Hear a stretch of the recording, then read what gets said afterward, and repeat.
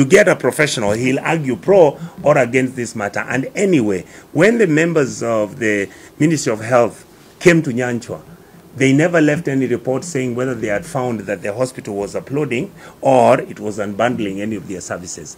These are allegations which they raised, but the health facility has said they were actually not doing any of this. It is only that the issues you have are, one, they're administrative, because there was a change of management of individuals of the health facilities, and the individual who was removed as the CEO was not happy that he was removed because you have a new person there.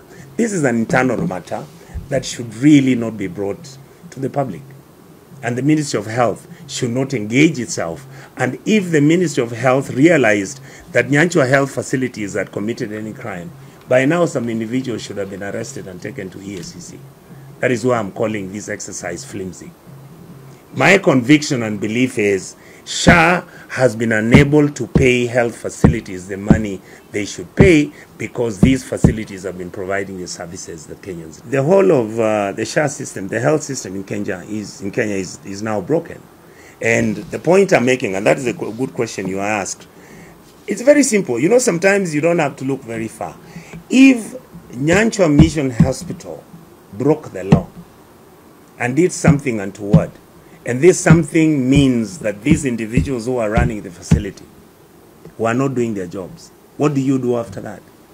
Commonsensically, there are institutions that you hand over this information to so that they can make rational and reasonable decisions on what to do with the facility.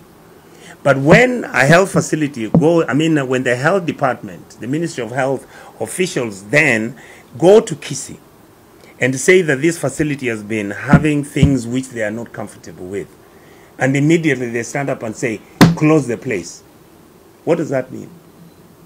Can they go to Kenyatta National Hospital and do the same if the CEO had, like the other day, somebody came and killed a patient in the hospital? Why didn't they close Kenyatta?